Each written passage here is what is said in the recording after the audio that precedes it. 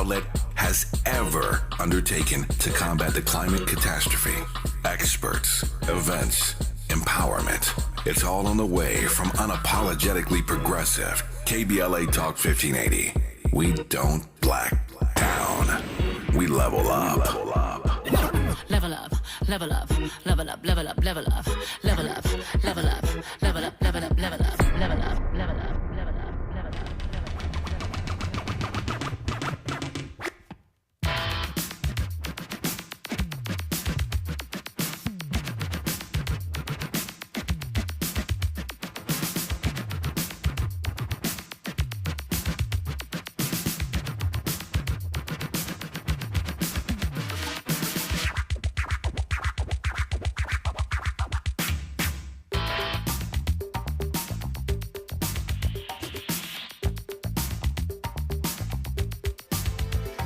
I'm Tavis Smiley, and I'm delighted to have you tuned into our program today.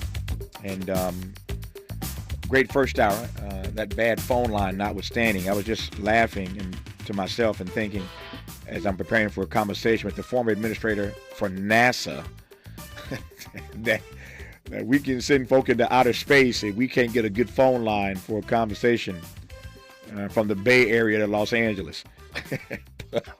But I digress. In this hour, Charles Bolden is the former administrator for NASA, a retired U.S. Marine Corps Major General, and a former astronaut who flew on not one, not two, not three, but 4 space shuttle missions. And he did all this as a black man, believe it or not. He joins us now for a career conversation and to talk about new discoveries in space. Administrator Bolden, now retired. Good to have you on the program, sir. It's been a long time since I heard your voice. How are you, my friend? Tavis, it's great to be with you, and hopefully you do hear me. I hear you superbly. It is great to be with you again after quite a while. It has been a while. It's great to hear your voice again. I've told this story before, speaking of phone lines, but it's one of the great joys of my life, and I'll never forget it for as long as I live. And he just turned 90, and he is my friend Quincy Jones. As you know, having been in outer space on 4 different space shuttles, for those who've not heard the story, I just love telling it, so I'll tell it again. But when you're on the space shuttle, every morning they wake up to a particular song. There's a song they play in outer space every morning when they wake up. So their alarm clock is this song that NASA plays to wake them up every morning. And on this particular morning, on the occasion of the 50th anniversary of Fly Me to the Moon by the chairman of the board, Frank Sinatra, produced and arranged by one Quincy Jones. I got a call from NASA one day, and they asked me if I could connect. They knew that I knew Q. Mr. Smiley, can you connect with Quincy Jones? And we have an opportunity we think he might be interested in. I said, do tell. So the space shuttle astronauts wake up to a song every morning, and we think it'd be cool on the 50th anniversary of this song produced by Mr. Jones, that we'll wake them up to Fly Me to the Moon.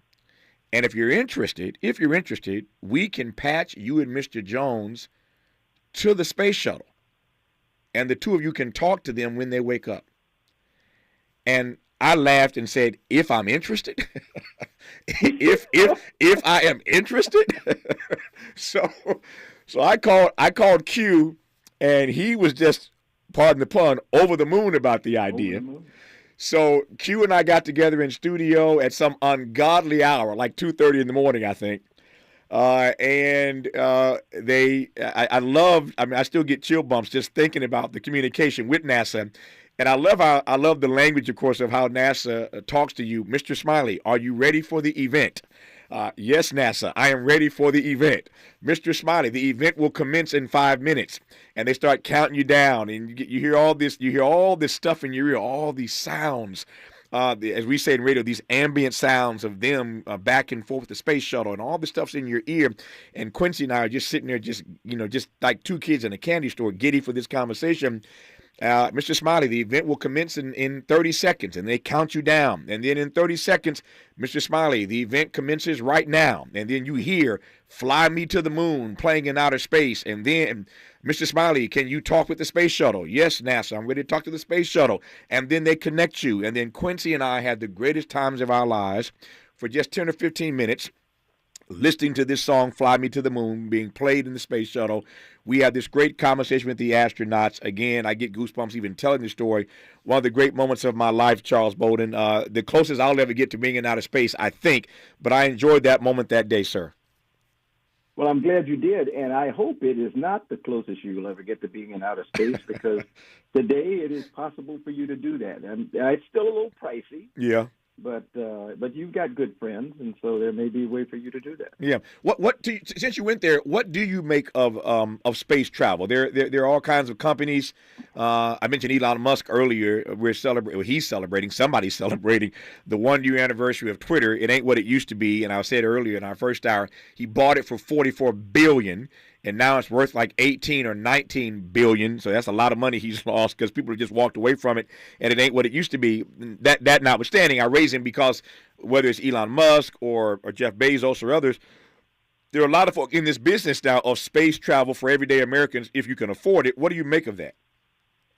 I'm a big fan, and in fact, I was just talking with a group of college students earlier today who were talking about entrepreneurship in space, and I expressed to them my satisfaction with the entry of people like Jeff Bezos and Elon Musk and other billionaires, because their bringing technology to play has decreased the amount of money that NASA and other government agencies have to spend on doing things that the private sector can do. You know, NASA sought to use refurbished or reusable spacecraft forever. That was the space shuttle, the purpose of the space shuttle. But we found that we wanted to take it apart every time it came back and rebuild it. And so any cost savings went out the window with that. Elon and Jeff Bezos don't do that. They say theirs is reusable, and they reuse it. They fly it several times. You know, they'll dust it off and go fly. And it's just as safe as we were with shuttle. Yeah. So I'm a big fan of relying on people who can afford it, offsetting the cost to me and you, the taxpayer, so that we can get things done quicker and more efficiently. I'm a huge fan of Charles Bolden. He is an American icon. As I mentioned, he's done all this in the body of a black man. He is the former administrator for NASA. He's a retired Marine Corps Major General, a former astronaut who flew on not one but 4 space shuttle missions. I'm just getting started in this hour with Charles Bolden. As I said earlier, if a guy who ran NASA can't give you a good phone line, you're in trouble. You're listening to Tavis Smiley. Unapologetically progressive. Unapologetically black. You're tapped into Tavis Smiley.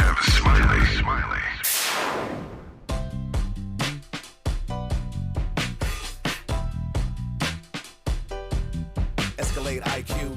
This the intro to the all-electric Cadillac, perfected like Zoom. And on a full charge, you get 450 miles without the stop. Haiku. This is what I do. Daddy fat intellect since 92. Linked all the way back, panoramic roof. Come with 24-inch rim standard. Ooh, why? Shout it, don't kill him. Cadillac diamond in the back, cold chillin'. And when I'm on attack, on the track is no ceiling. Sky's the limit. You hear me? Straight drop, no parachutes. Lay lines like a longitude and latitude. Dilly, beloved, clearly we're hustling. Bussin', truckin'. Cadillac.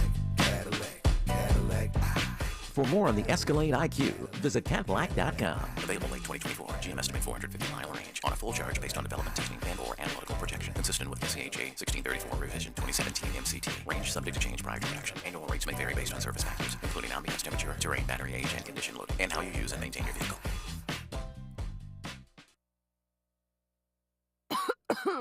Can't sleep with this cold. Honey. Honey? Honey. You need NyQuil Severe Honey. NyQuil Severe Honey gives you powerful cold and flu symptom relief with a dreamy honey taste. Feeling better, honey? Honey? I'll take that as a yes. Try NyQuil Severe Honey for powerful cold and flu symptom relief. NyQuil Severe with honey flavor. The nighttime sniffling, sneezing, coughing, aching, fever. Honeylicious, best sleep with a cold. Medicine. Use as directed. Keep out of reach of children. You're all set with your Medicare prescriptions, Mrs. Brown. This is not just low-cost copays at Walgreens. I can actually help you set up 90-day refills if you want. This is having a partner you can trust.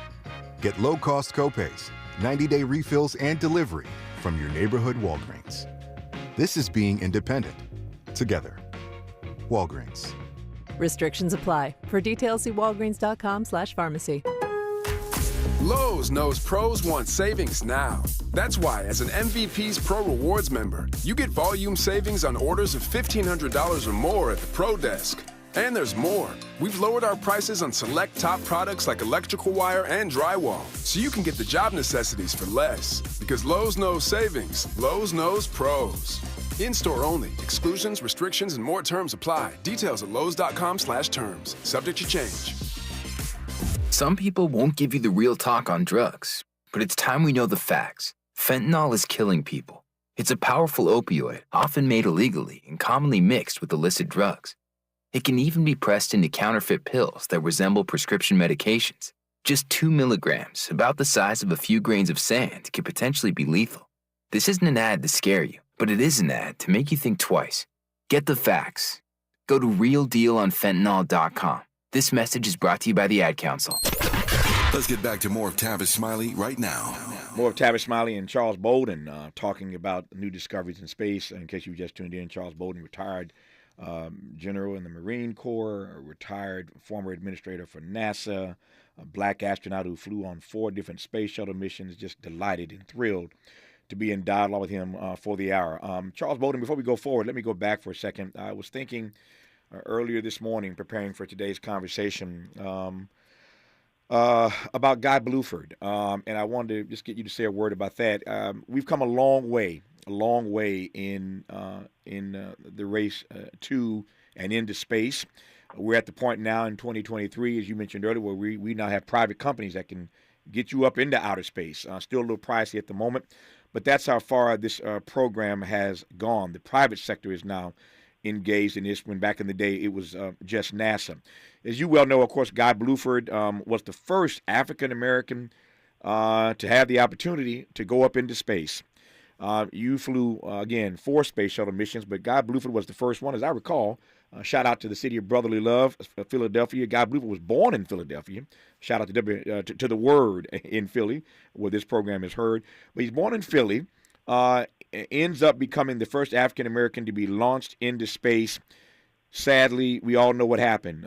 Shortly after takeoff, the Challenger explodes in 1986. I remember it like it was yesterday. I was a college student at Indiana University, and I was tuned into the television because I knew that we were, for the first time ever, launching a black man. I'd seen Star Trek. And Gail in her iconic role on Star Trek, Uhura. I'd seen her, but here we now are with a real African American who's being launched into space, and that thing blew up in front of all of our eyes. I remember, again, like it was yesterday, back in 1986. I just wonder if you would say a word about what it meant back in '86 for us to finally get a black person on that launch pad to go into outer space. And Tavis, let me go back a little bit, and because it just kind of correct a little bit. Okay.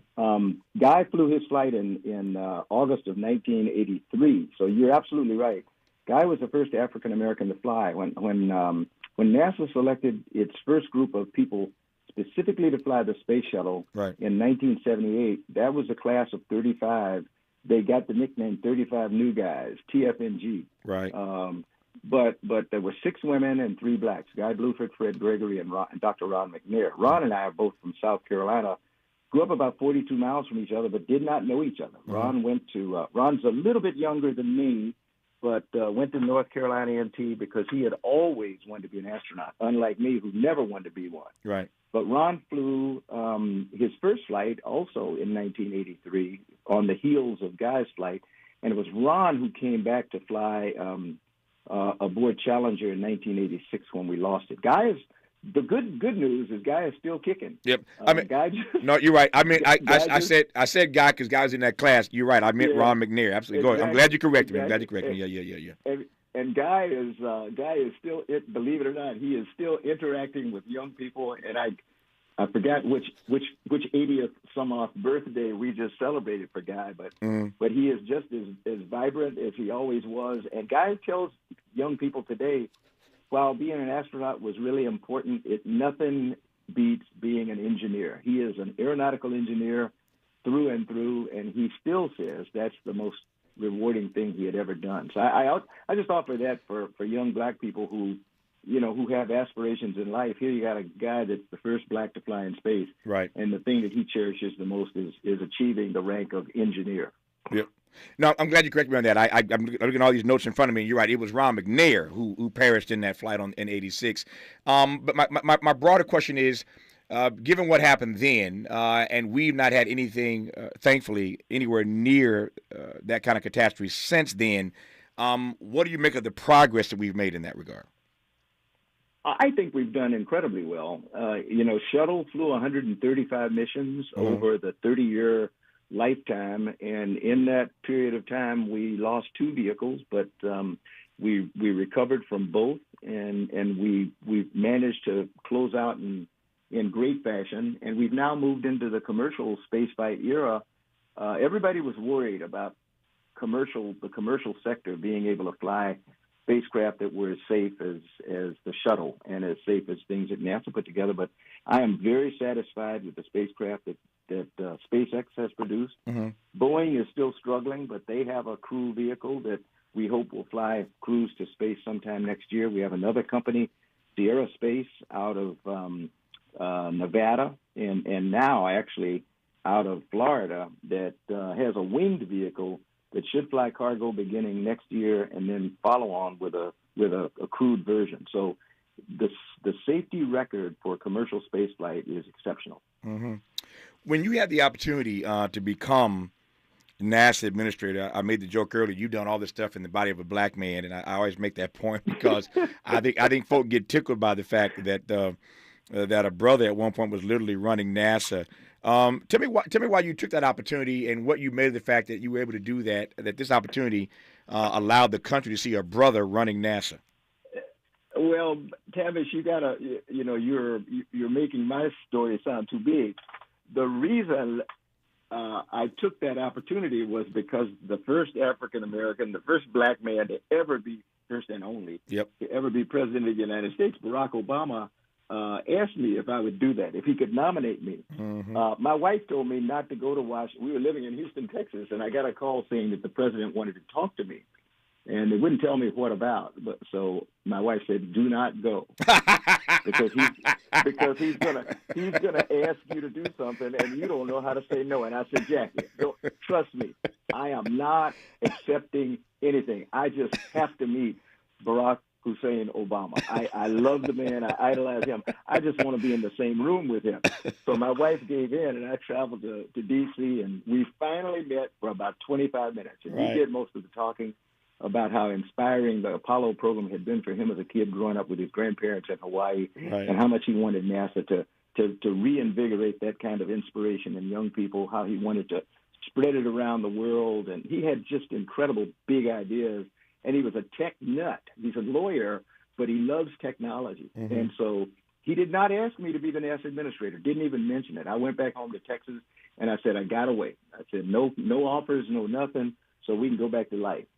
A few weeks later, I got a call that said, "Hey, the president would like to nominate you to be the administrator of NASA."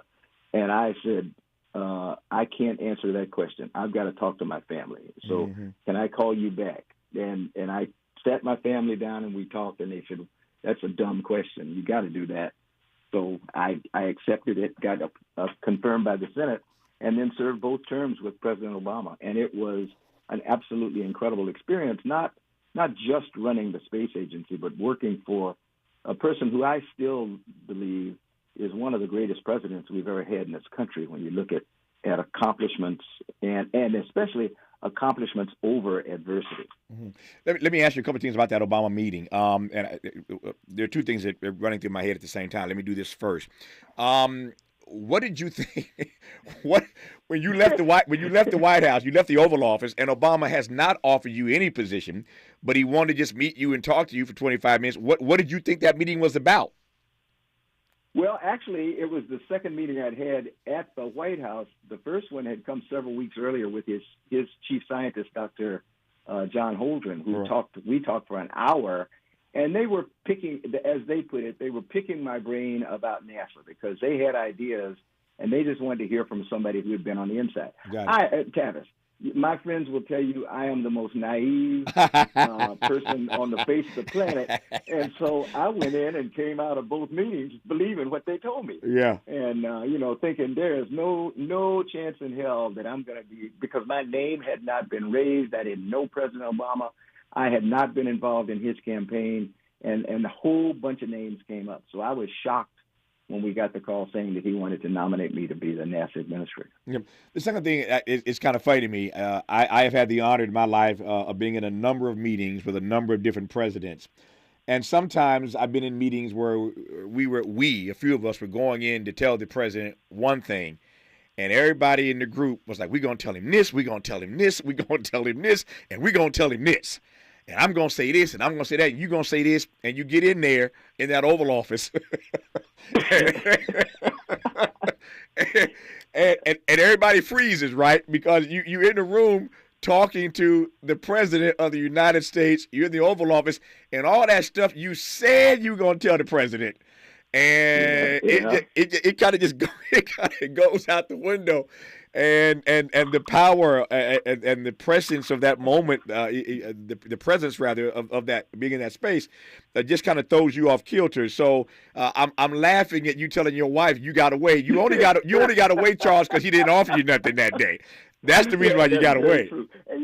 And there is a point I will make about him. I always love to tell people why I loved him. Yeah, he was so good at putting you at ease. One, I had no expectation that he was going to ask me to do anything, first of all. Second thing was he didn't even hint that he was even thinking about asking me to do anything. And he started a conversation that lasted, like I said, for about 25 minutes, in which he did most of the talking. But when he gave me an opportunity to talk, he always did it through asking me a question. And I told him exactly what I thought and what was on my mind. So, I tell people all the time, it's like you're a phenomenal interviewer. The interviewer makes the interview, not the person being interviewed. Because if the interviewer hasn't done their homework and hasn't set it up and doesn't know what they want to do, Obama was an incredible interviewer. He would be awesome as a radio talk show host. Because don't tell him that. Don't tell him that, Charles. Don't tell him that. Don't tell him that, man. Yeah. he put me at ease, and every time he asked a question, I considered it to be a legitimate question. He wanted an answer, and he didn't want me to repeat back to him something that he had said. So we had an honest dialogue for a very short period of time. But there were a couple of things that he coaxed out of me that I probably would not have said to him. I did not like the idea of a National Space Council, and I made it very clear because I said, you don't need to have a whole big old organization between you and your NASA administrator. And we didn't have one. But I'm not sure whether I had any influence on that. But yeah. We have one now. When you look back on that moment, obviously one of the great joys and great honors of your life, but contextualize what it meant for you and your family to be asked by the nation's first African-American president to be the brother running NASA. When you look back on those terms, what do you think now, Charles? I think the same thing now that I thought then. And it was that Ethel and Charles Bolden Sr., if they could just be here to see this. My mom and dad had both passed. By then, my father was my high school football coach, and I had grown up on a saying, it's not the size of the dog in the fight, but the size of the fight in the dog. Oh, yeah. And my mother had been my other role model and inspiration, and she's the one that taught me about studying hard, working hard, and never, ever, ever be afraid of failure. Don't let anybody tell you what you cannot do. And just thinking that I was sitting in the office with the President of the United States, I said, my mom and dad could be here now. They were watching. I know they were watching. Yeah. That was not a matter of question for me, but how proud they must be looking down on me. And I cherish that all the time when I think about that experience. No, I feel that, man. That's real. I feel that, Charles Bolden. Speaking of your parents, how did you? What happened in your young life? What were you turned on to or by that put you on this path? I'm always fascinated when I talk to black astronauts. I've talked to a few of y'all in my career. I'm always fascinated by the backstories because the rest of us just call you guys nerds. But I'm always fascinated by how you guys get on this path. What's your story, Charles Bolden? I was not on this path, to be quite honest. My mom and dad made a mistake. when I was growing up, they told me to be a risk taker. But they said, take smart risks. Study really hard before you do something, work hard on it. And then if you fail, that's okay. Just get up and come back. And so that was the way I grew up. The first hint that I wanted to do something in terms of public service was when I saw a program about life at the Naval Academy called Men of Annapolis when I was 12 years old. I was in 7th grade. And at that time, I decided that's where I wanted to go to school. And that kind of started everything because although I had to struggle to get into the Naval Academy because that was the Jim Crow South and I couldn't get an appointment from anybody in my congressional delegation, I did manage to get in. And I did pretty well while I was there. And I did two things that I said I would never do. I was not going to be a Marine because I thought Marines were crazy. And I was definitely not going to fly airplanes. I used to tell people that my mother did not raise a fool. And so flying was inherently dangerous. And as a result of meeting people who influenced me in my life after I went to the Naval Academy, I decided I was going to the Marine Corps and then later decided I was going to go fly airplanes. And one thing led to another. And that's how I stumbled into becoming an astronaut. And it was because Ron McNair, when I first met him, he embarrassed me because he asked me if I was going to apply for the space program, and I told him, not on your life. And he looked at me really strange, and he said, why not? I said, Ron, they'd never picked me. And he said, that's the dumbest thing I ever heard. I was a test pilot at the time at a place called Patuxent River, Maryland. He said, you got everything that they asked for, and you don't think they'd pick you? He said, that's stupid. And he went back home to Houston, and I went home, and I told my wife, I said, Jackie, I'm going to do something that you might think is crazy. I'm going to apply for the astronaut program. I said, I don't want to look back years from now and say, what if? I wish I had done it. Ron embarrassed me into applying. I got a few questions about that Ron McNair story you just told that I want to interrogate you on when we come forward. You're listening to Charles Bolden, former NASA administrator, former NASA astronaut, retired general in the Marine Corps, all of that right now on Tavis Smiley. This is getting good. Yeah, man. Tavis Smiley continues when we come forward.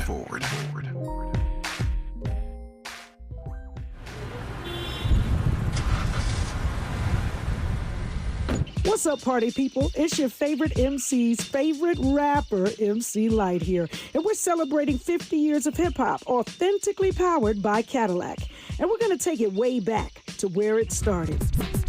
It was only fitting that hip-hop began with teenagers at a back-to-school jam in the rec room of a South Bronx apartment complex by an 18-year-old brother. By the way, I'm also sure he had a Cadillac parked outside. He noticed the energy on the dance floor when he switched between two turntables, extending the beats, repeating the breaks, and never losing the rhythms. And that was the birth of hip-hop. And from that moment, it took off. For more on how Cadillac is celebrating hip-hop's 50th, visit Cadillac.com/audacity.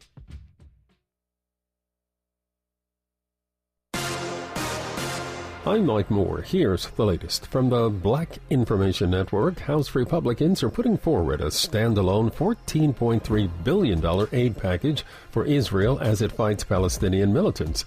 The package is tied to significant cuts to the IRS, something Democrats are unlikely to support. The White House is also critical that the bill separates aid for Israel from aid for Ukraine in its fight against Russia, a conflict some Republicans have been hesitant to continue funding. A Connecticut police officer is suspended after using a taser 3 times on a robbery suspect. In police body camera video of the incident released Monday, Officer Nicholas Kihas can be seen tasing 33-year-old African-American Jarrell Day after he'd been subdued and was begging him not to use it again. And that's the latest. I'm Mike Moore from your 24/7 news source, the Black Information Network and BINnews.com. Temperature is getting low, but demand remaining high? You need Indeed. Their all-in-one platform helps you attract, interview, and hire candidates all from one place. And Indeed's interview tool lets you schedule and conduct virtual interviews right from their website. Visit Indeed.com/credit. This This is the KBLA Sports Minute with Ray Richardson. The trade that James Harden had been demanding since July finally went down late last night. The 10-time NBA All-Star got his wish and is coming to the Clippers. Trade talks between the Clippers and Philadelphia 76ers resumed over the weekend. The Clippers did not have to give up talented guard Terrence Mann. Here's what they gave up to get Harden: Marcus Morris, Robert Covington, Nick Batum, KJ Martin, a first-round pick in 2028, 2 second-round picks, and a first-round pick in 2029 from a third team to be named later. In addition to Harden, the Clippers get forwards P.J. Tucker, a great defender, and Philippe Petrusev. Now that Harden is happy, the Clippers are getting a very talented player. Harden has won 3 scoring titles, was MVP in 2018, and led the league in assists last season. More on this trade later today. No debates, no speculation, just the info you need. That's your KBLA Sports Minute. I'm Ray Richardson on KBLA Talk 1580.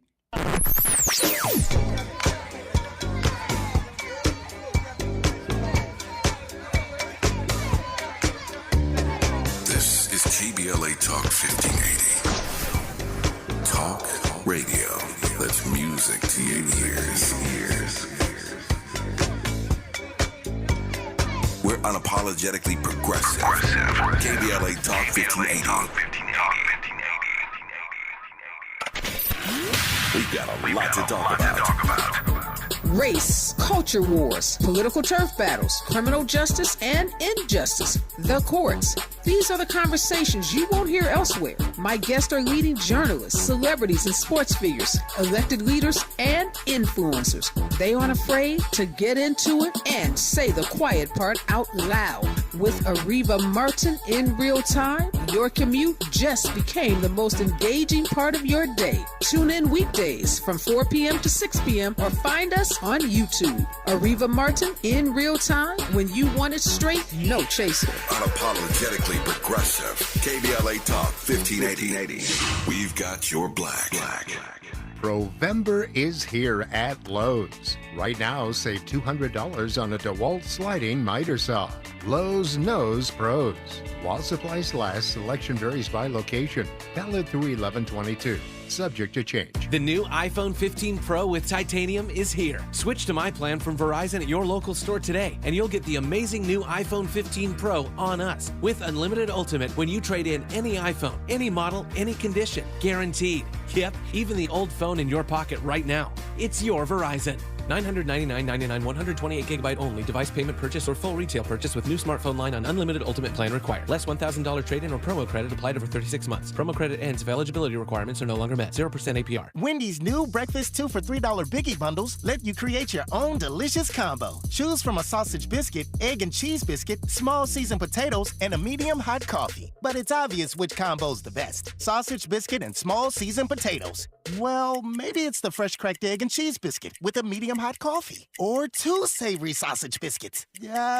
Whichever you pick, you can't go wrong. Choose wisely. Choose Wendy's new 2 for $3 Biggie Bundles. Limited time only. U.S. price and participation may vary. Not valid in a combo. Single item at regular price. Do you have heart failure and often hear, those stomach issues ruined your birthday? You're too tired to play catch, Grandpa? Sweetie, you haven't touched your tools since the carpal tunnel syndrome diagnosis. if these seemingly unrelated symptoms sound familiar, talk to your cardiologist. Ask about transthyretin amyloid cardiomyopathy, or ATTR-CM, a rare and underdiagnosed disease that gets worse over time. Learn more at connecttoyourheart.com. That's connecttoyourheart.com. Sponsored by Pfizer.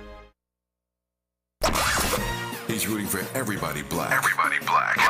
More of Tavis Smiley coming your way right now. More of Tavis Smiley in dialogue with Charles Bolden, former NASA administrator, retired United States Marine Corps Major General, former astronaut who flew on 4 space shuttle missions, was just telling us a great story, an amazing story about what happened when he met Ron McNair.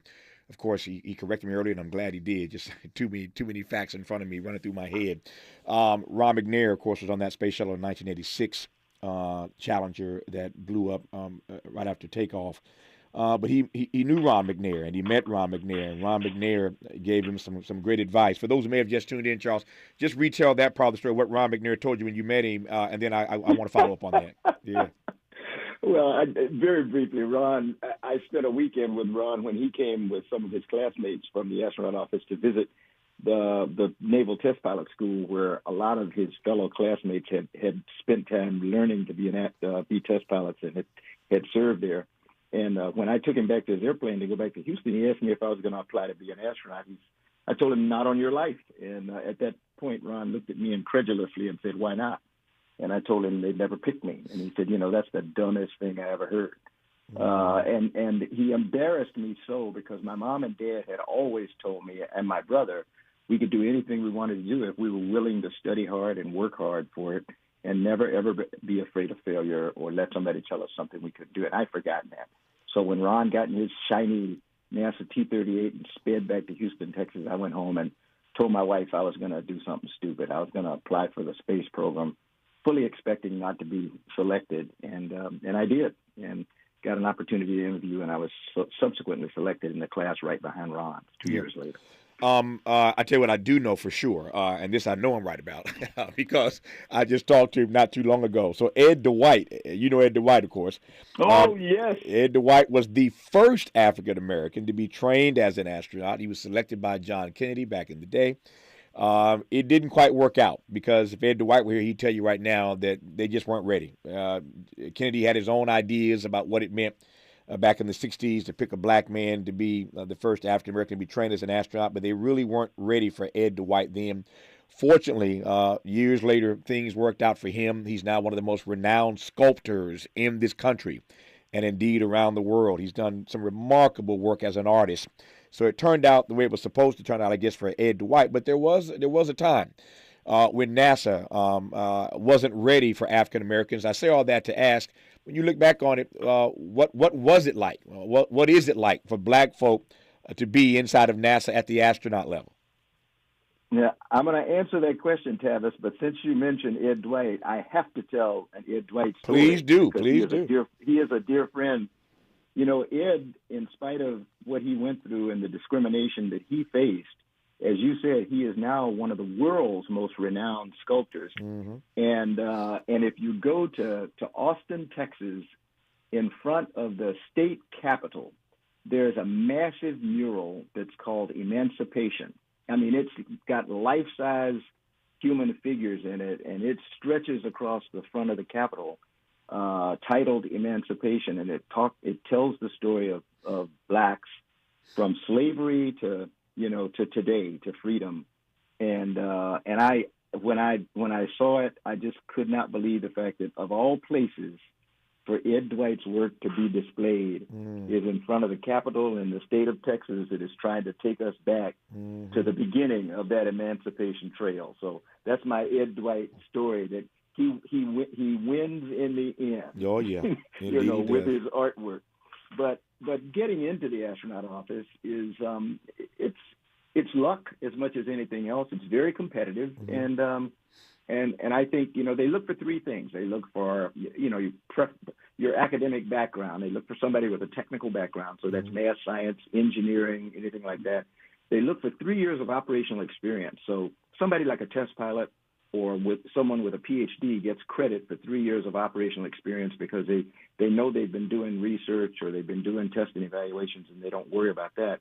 And then the other one is just a very well-rounded human being. They're looking for somebody who's done sports, who's done clubs, who's been active in the community, because they want a well-rounded human being to do that. So that makes it pretty competitive. But once you get there, I found it to be, it is in Houston, Texas. Yeah. And when I went there in 1980, Houston, Texas, and Pasadena, and some of the areas around it were still living in the Old South. So, I didn't face any discrimination or anything that I noticed while I was in the astronaut office or around the Johnson Space Center or any other center in NASA around the country. But they had no way to guard against what you were going to experience when you went outside the gate. Yeah. So, yeah. But I thought the encouragement and the support that I got for my 14 years in the astronaut office was incredible. It occurs to me I've never had the opportunity to ask this particular question of a black astronaut, but I get a chance to ask it now since you're here. When you, as a black astronaut, when you saw the movie, I assume that you did, Hidden Figures, what did you make of it? I was I loved the movie, first of all, and I probably was not. I was blown away by the movie, but I was probably not as blown away as the average person because I actually had never heard of Katherine Johnson until about a year or so before the movie came out. And I was preparing a commencement speech to be given at West Virginia State University. Mm-hmm. And my speechwriter, a guy by the name of Gray Hartaloma, who just retired from NASA, Gray had written this speech, and throughout the speech was peppered this name, Katherine Johnson. And I said, who the hell is Katherine Johnson? So I called him, and I said, Gray, you got to help me here. I said, I'm black, but I have never heard of Katherine Johnson. And he said, he came up, he said, and he told me the story of Katherine Johnson and the women who, you know, had affectionately been called hidden figures. And I gave that speech and talked about Katherine Johnson for my entire time with the student body at West Virginia State, because my guess was, and I'm certain I was correct, they had never heard of Katherine Johnson either. Mm-hmm. And they should be so proud of her as an alum of their institution. I don't know whether I had anything to do with it or not, but about a year later, I sat and cried like a baby in the East Room of the White House as President Obama presented the Presidential Medal of Freedom to Katherine Johnson. She was in a wheelchair, but she was as lucid and as conversant as anybody. I think she was 80 some odd years old then. And but to sit there and to see this woman that I didn't even know who the hell she was a year or so before, and then to see this movie, I was blown away by it, because I recognized the fact that the world was now going to see what these women had done.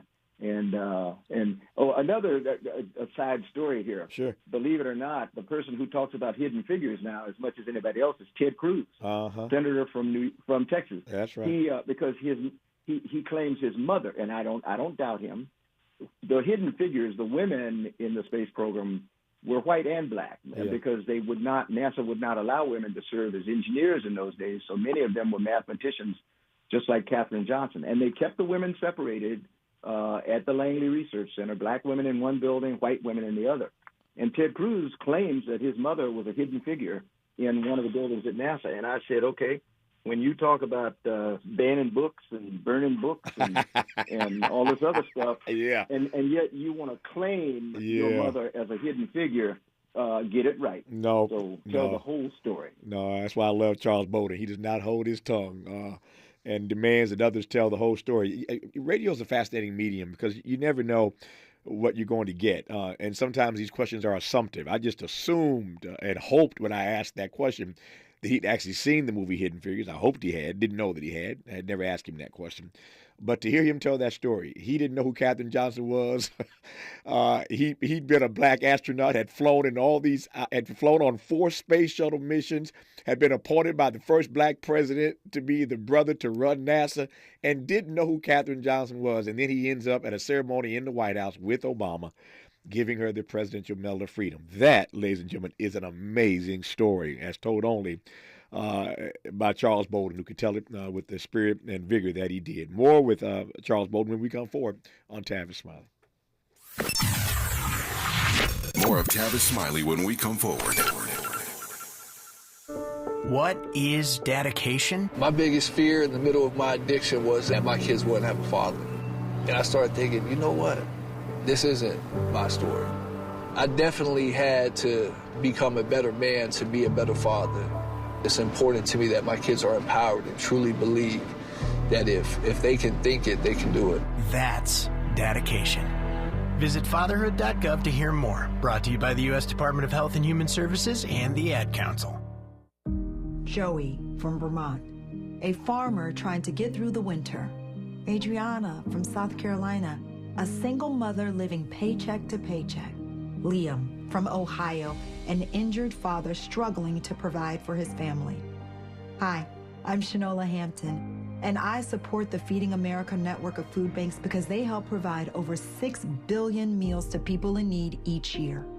Learn more at feedingamerica.org. We're celebrating 1 year of the K. From checking out the vibrant art and diverse dining in Leimert Park to cheering on your favorite team in Inglewood, you can choose your own adventure when you ride the Metro K-Line. Leave the car at home and go Metro. Visit metro.net/K-Line. A sense of peace, a place to kick back and put down roots, a lasting legacy. However you define home, at City National, we're committed to helping you get there with our City National Ladder Up Home Loan Program. Find the full benefits at cnb.com/ladderuphome. City National Bank, here for our clients and communities. Ladder Up program is available only in select areas. Terms and conditions apply. Not all applicants will qualify. City National Bank is an equal housing lender. Member FDIC. NMLS ID 536994. Venture X from Capital One is the travel card for people always asking, Where next? you earn 10x miles on hotels and rental cars, and 5x miles on flights booked through Capital One Travel, and 2x miles on everything else you buy with Venture X. Plus, receive premium travel benefits like access to over 1,300 airport lounges. The Venture X card from Capital One. What's in your wallet? Terms apply. See CapitalOne.com for details. King C. Gillette knows you're dedicated to your barbershop routine. But what about after? What's your routine for facial hair to avoid dry skin, itching, and beard rough? Well, the King C. Gillette Beard Oil is a perfect fit for making your beard feel as good as it looks. It softens your facial hair and moisturizes to help prevent itch due to dry skin. Get facial hair that feels as good as it looks. Just trim, wash, and soften with King C. Gillette. More honesty than you can handle. More empowerment than you can imagine. You're tuned in to Tavis Smiley. Tavis Smiley in dialogue with Charles Bolden. I want to ask you a couple of things. I'm just watching my time here. I think the first thing I want to ask you about is the advice that your parents gave you earlier, to not be afraid of failure. Here you are going into arenas, and as I've established in this conversation repeatedly, you've done things that most black folk would never get a chance to do in their lives, and go places that most of us have never gone. Most of us never will. Some will when the price comes down. But what have you learned about not being afraid of failure, Charles Bolden? I think what my mom and dad intended for me was that I would not let anybody tell me I could not do something. That I wouldn't worry about not being accepted somewhere and not try. I also have learned, as most people do, that I learn more when I fail at something than I ever learn when I succeed. So I tell kids, I'm not telling you to go out and try to fail, but I'm telling you to stretch your limits. Try things that you aren't sure you can accomplish, but that you know you've got the talent and the skill to do it. And then if you fail, get up and keep going. There are all kinds of little sayings, about boxers. The biggest thing about a boxer is to get to knock down and get back up. My dad was my high school football coach, and he taught me how to cry, believe it or not, because we didn't lose very many football games. But when we did, he said, look, this is supposed to hurt. And so go ahead, cry, get it out, and then come back and make sure we don't do this again. And those were lessons that were invaluable to me, to be able as a grown man to shed a tear or to cry or to show people that you have emotions and stuff like that. That I learned that from my dad. One of the most powerful things I've heard in a long time, Charles Bolden. I hear great things on this program every day from great guests, but to hear you say as a black man that your black father taught you how to cry, that phrase, that story is arresting to me. Well, we're supposed to be brave. We're one of the things, and I am a person of faith. Yeah, so there are going to be some people who are going to be upset by what I say. But as a black man of faith, sometimes I'm bothered by the way that we celebrate our Christian faith. We sometimes will want people to believe that we're supposed to suffer. That, that's what God intended for us. No, God did not intend for us to suffer. We are really good at doing it. We're better at doing it and surviving than anybody else. Nikki Giovanni, who's a dear friend, wrote a book called In Search of the Black Eyed Peas years ago during the Civil Rights Movement, and one of the poems in it is called "We Are Going to Mars," and yep. she recites that, and it is incredible because in the poem she says, when we go to Mars, not if. That's right. When we go to Mars, it is appropriate that black people, black women, should be on that first crew because they understand adversity and being able to survive not knowing where you're going, because we survived, the Middle Passage. And there are so many powerful things that my mom and dad taught me and that my friends have taught me about life that says never, ever, ever give up. Don't ever give up because you never know what's going to happen. Nope. I know that Nikki Giovanni poem quite well. And as I mentioned earlier, you didn't hear this, but I mentioned earlier, Nikki Giovanni is our guest on Thursday. So there's another opportunity, thanks to Charles Bowden, to shout out Nikki Giovanni as a guest on Tavis Smiley this Thursday. More with Charles Bowden and I, remaining moments, in fact, when we come forward on Tavis Smiley. You're listening to Tavis Smiley. Tavis Smiley. Ranked number 45 on the Heavy 100 list of the 100 most important radio talk show hosts in America. If you're like me, 60 and retired, making ends meet, especially here at the supermarket and drugstore, is tough. I'm so blessed to have found benefitscheckup.org. It's a free and confidential website from the National Council on Aging that connected me to $1,200 a year in programs that help pay for food, medicine, utilities, and more. Maybe it can help you. benefitscheckup.org. My daughter was diagnosed with a rare malignant rhabdoid tumor on the spine. They sent her straight to St. Jude. My hope was gone. But when you get there, everyone's like, hey, we're not going to give up. And when you see other people not giving up on your child, that makes all the difference in the world. When I found out I didn't have to pay, I was just grateful. They saved my baby's life. Finding cures, saving children. Learn more at stjude.org. KBLA Talk 1580. We've got a lot to talk about. KBLA reminds you that when we fight, we win, and we don't black down. LA Community Action Network, or LA CAN, was formed in 1999 when 25 residents of downtown LA came together and acknowledged the problems that existed in their community and made a commitment to do something about those problems, to stand together, organize, and become a force in the community that demands change. Civil rights and preventing the criminalization of poverty are their core projects. In addition, they take on women's rights, the human right to housing, and healthy food access. LA CAN also has projects focused on economic development, civic participation, voter engagement, and community media. While downtown LA remains their home base, with a particular emphasis on the Skid Row community, in 2007, they expanded their housing and healthy food access work into South Central Los Angeles. LA CAN believes that power for low-income people and people of color is achieved through a large, active, and well-informed member base that utilizes a multitude of methods to advance their messages and goals. If you'd like to join the Los Angeles Community Action Network and organize people to fight back against oppression, please visit cangress.org. That's cangress.org. This is a community call to action from KBLA Talk 1580. eBay Motors is here for the ride. So minivans, sedans, JDMs, roll out. Go ahead, feel your engine. Admire that perfectly installed exhaust. Your vehicle's moving along this freeway like it was made from fresh installs and a whole lot of love. And with eBay Motors, you get over 122 million parts to keep it running. And with eBay Guaranteed Fit, they'll be the perfect fit every time. Plus, at these prices, well, we're burning rubber, not cash. Keep your ride or die alive at ebaymotors.com. Eligible items only. Exclusions apply. Helping to make you the most knowledgeable person in your circle of friends. This is Tavis Smiley. Just about 3 minutes left here in dialogue with Charles Bowden, former NASA administrator, former astronaut, 4 space shuttle missions, and retired Major General in the Marine Corps. All the stuff he said he would never do.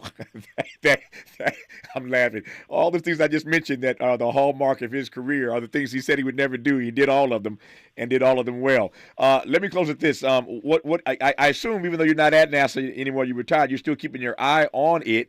And one of the issues I know they're focused on, it takes us full circle in this conversation, it's called mission authorization. With all these commercial people getting involved now in space travel, there are concerns that the government needs to keep its eye and keep its hand on mission authorization. Your thoughts? That's something about which I'm working on right now with others and different study groups, and it is an issue. What we want is we want to make sure that there are regulations that keep spaceflight safe. Yes. For both people in the spacecraft and people on the ground, and that there is little chance of collisions and the like, and yet still leave room for innovation in the private sector, for people to come with new ideas. So we haven't solved the problem yet, but I think what we're going to do is we'll end up with one federal agency, it may be the Department of Commerce, that's responsible for providing mission authorization for a flight to be flown. But that's the way we're going to ensure that people have met certain safety standards, certain human rating standards, and engineering standards before they're allowed to fly, to try to keep it safe for everybody, both on the ground and in space. I got a minute and a half here. Two things I want to cover right quick. One, just because I'm curious, what would you say to black folk in particular about why, to the extent you would, encourage them to do space travel at some point when they can afford it? Why? Why would you advise them to do that or consider it? Simply put, there is nothing at all like viewing our planet from the vantage point of space. It changes your whole perspective about this planet on which we live. It is so breathtakingly beautiful. Yeah. And it gives you an appreciation for our responsibility to the planet and the people who live on it. You know, Earth's going to be here. We always talk about destroying Earth. Earth is going to be here for a billion more years, probably. We won't. We won't be here, exactly. Preserve the environment, and I think that's really important. And you get an example of that when you fly in space. It's fun. It's a powerful point. Yeah, Earth will be here. Will we is the question. My last question in the 30 seconds I have left. What have you learned? For those listening to this conversation, I'm sure they've enjoyed it as much as I have. What have you learned, Charles Bolden, about not saying, or about saying rather, what you ain't going to do? I'm not going to do this. I'm not going to do that. Oh. Yeah, what have you learned about that, man? Very simple. Never say never. Yeah.